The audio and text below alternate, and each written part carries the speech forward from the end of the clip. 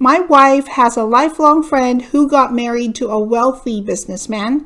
I can tell my wife is getting jealous. She keeps asking me why I haven't given her any luxurious gifts. This arrangement has bothered my in-laws and his extended family. They think I'm a stuck-up and that I don't want to be around them.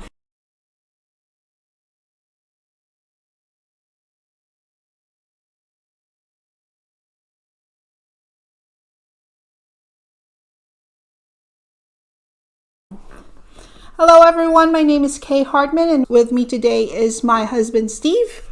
Hi, thanks for joining us.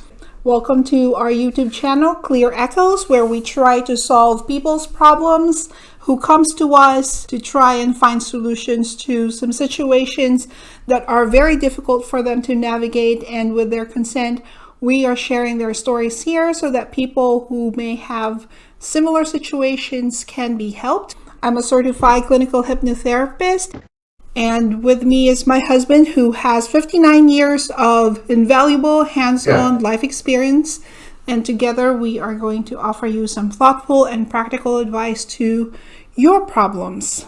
And today we are talking about Tom, keeping up with the Joneses with Tom. He writes, my wife has a lifelong friend who got married to a wealthy businessman. She now lives in his mansion, taking first-class vacations, drives a Porsche, and wears designer clothing. I can tell my wife is getting jealous. She keeps asking me why I haven't given her any luxurious gifts, and the vacations we take are few and far between. My wife is a stay-at-home mom. I work as a realtor. We live a modest but comfortable life. Our house is almost paid up for, and we do not have any debt. Congratulations, Tom. Yeah. That is a lot to accomplish. How can I make her count our blessings instead of comparing our living situation to that of her friends? I'll let you start on this one. Well, it's human nature to be jealous, right? Yeah, that's true. We cannot argue the fact that everybody's been jealous at one point in our lives. The emotions that your wife is feeling is valid, but right now her attention is on you and you alone, asking you all these questions. And she's also looking up to you to take some actions so you can keep up with her friend's new lifestyle. But it is important for you to ask her questions so that she herself can reflect or take an audit of your life. Because if you just tell her these things that you just told me, we have, a comfortable life, we have a almost paid up for house, and we are debt free, she wouldn't see those as answers on how she can keep up with her friend, because she already have those things. There's nothing new there. What she's looking for is something new she can flex when she's out with her. What you need to do is ask her questions so that she can think of the answers for herself. Questions such as, what do you need to have so that you can feel comfortable with your life? Or what will it take for you to feel contentment? So that she can reflect on your current situation or how she perceives your current status in life. Because if you will tell her all of these things, you're not giving her a chance to realize through her own process that the things you already have far exceeds what you all need in life. I understand that she might be feeling inadequate now that her friend's lifestyle has changed, but by asking her questions instead of telling her your answers, you're giving her a chance to make her own self-evaluation. You basically want to make her realize what you just told me, how blessed your life already is, but the realization has to come from her and not from you. Exactly. So you need to kind of shift that attention from you. You're drawing that attention back to her. Exactly. And she's just comparing her lifestyle with her friend's lifestyle, which I can understand because they're probably fairly close. She's not really getting a wider view of what other people have besides that friend. Let me tell you right now that as far as the average American family, you're doing pretty good. You're doing super well. You're able to work so your wife can be a full-time mother, which is just about impossible today. Yeah. When I was a little kid 40 years ago, it was almost impossible then, but 50 years ago. It was almost impossible then, and I got worse with math, evidently. But yeah, now it's a rarity, and that's a luxury. The other thing is sometimes it's a little bit better to have a lifestyle that's a little slower, a little bit more controlled. And it sounds like your relationship with your wife up till now has been super. If it's had rough spots, you've got through it, and that itself is commendable. You love your children, you love your wife, you're not behind on your bills.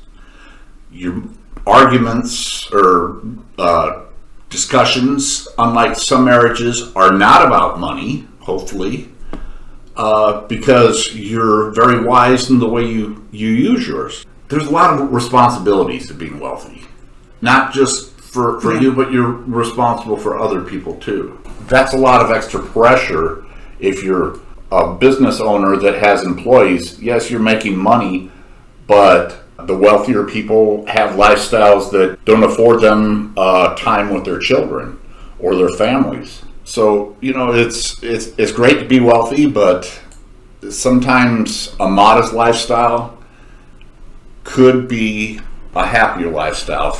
Be happy for your friends. Maybe her problem is she's stuck at home too much. She feels like all she does is take care of the children. Well, if she lets you know that, if you can talk to her and find that out, then I'm sure you can come up with a solution that would just bond you both even more. They need to discuss some unforeseen challenges, because I know for sure that being wealthy has its own challenges that a lot of people are not prepared to be in. We see the luxury, we see a lot of comforts that they have, but we don't see all the responsibilities and also the pressure of keeping up that appearance of being wealthy. To summarize it, they need to have an honest conversation with each other. He needs to validate her feelings. It's true what you said, that she might be feeling stuck at home and she might be feeling like her life has become monotonous. Yeah. And she's seen her friend as someone who's having all these adventures, new adventures in life. And maybe that's where the jealousy is coming from. Right. Not necessarily from the luxury that she is now having. But I think it's important for both of you to sit down and ask her questions and see what does she need to have in her life, so she knows and you know exactly if there's anything else that you probably need to do together. Right. And when you do things together, make them something that's memorable. Yes. Make it like it's you expect it to be in a scrapbook of life. They can sit down as a family, if the children are old enough, and write down some future goals, some future plans that they can all plan together and have a family. Yeah, that can be exciting. It's something for everybody to look forward to. Yeah. And my hat is off to you, sir. So remember, the most important thing here is you both have to be patient and consistent in your efforts to foster contentment and appreciation for your life together as a family. Yeah. So best of luck to you, Tom. Good luck, Tom. Yeah. And our next email is from Kathy. She said, I've been married for over 20 years and have been blessed with 2 children. My husband's family lives in another state and they invite us for family gatherings during holidays. As much as I would love to spend time with them, the cost of travel for 4 people is proving to be challenging. So for the last 15 years, it's either my husband goes alone or he would bring one of our children with him. This arrangement has bothered my in-laws and his extended family. They think I'm a stuck-up and that I don't want to be around them. This is definitely not the case, and I've explained to them why we have not been complete as a family attending their gatherings. Since last year, they stopped talking to me. They continue their relationship with my husband and my children, but they no longer talk to me when they call. How can I best address the situation? What do you think? It really sounds like a communication issue. And they're not understanding what it takes to travel that distance and to, especially with a family. If it's just you, yeah, you can travel alone, no problem. But, you've got kids in tow and your husband, and everybody's got their own, personalities, and so yeah, it can be a challenge. And I understand being across the country or states away from your family. I lived in California. My parents lived in Georgia, and my siblings lived in Michigan at one point. And pretty much for at least half of our marriage, it was like that. And I would only see them about every 3 to 5 years. They only saw my son like on 3 trips. Once when he was born, once when he was 2, and then once when he was like 6 or 7. So it's been a long time, and it is a challenge. The one thing that helps now, I don't know if this would work for you, is at family events you can do things where you can do it remotely, which you couldn't before. Before you could call somebody, but you can Zoom call them. During events, birthdays, and do it as a family. Make it a whole family thing, and several minutes of chatting with grandma or Uncle Leo or whatever. Just try to become more involved slowly into their lives, and I think you might see some changes. You need to talk to your husband, because if the in-laws are not talking to you right now, then your husband can be a bridge to them. And one of the things that I can think about is to reverse the situation where you can tell them to come to you instead of you to them in one of the holidays. Invite them over. See if they can all come. It's either it's something that they've been waiting for, or it's something that they need so that they can understand where you are coming from. But as far as their cold shoulder is concerned, and I understand that you are very much bothered by it, but one thing that we need to know is that we cannot control how other people act. And we shouldn't. And this is something that they do because that's their coping mechanism. Talk to your husband. Talk to your husband. I'm sure he knows what is going on. I'm sure he knows that his family is not talking to you, but he can be a bridge between you and his family so that you can sort these things out. You should try to invite them. They're jumping to conclusions, making assumptions about you that are not true and hurtful, but if you can address those and get those sorted out with your husband or through your husband, and they understand how wonderful of a person you are, and how you want to be part of the family, then it may remedy it.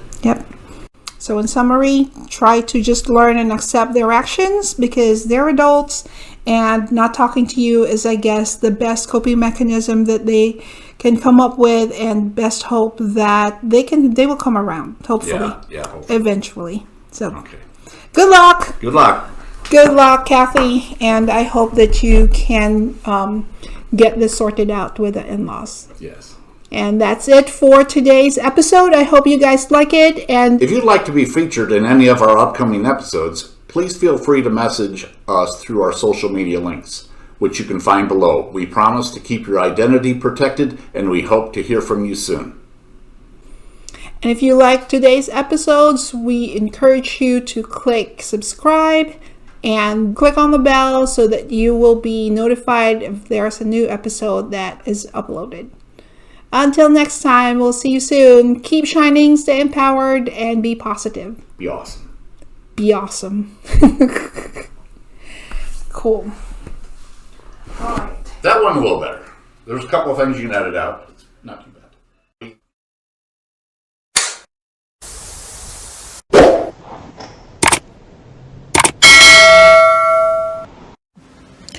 On the next episode of Clear Echoes. But I am not quite sure if my fiancé can support a family. I'm afraid that if we get married, I will be the one supporting him financially. That period is pretty much ending once you're planning to get married. Yeah, but I don't know if you learn something on YouTube that you can actually get hired. But if you can figure out what he wants to be, for lack of a better term, when he grows up. Yeah. Why does he need to aspire for more? Why does he need to be better than where he's at right now? Yeah.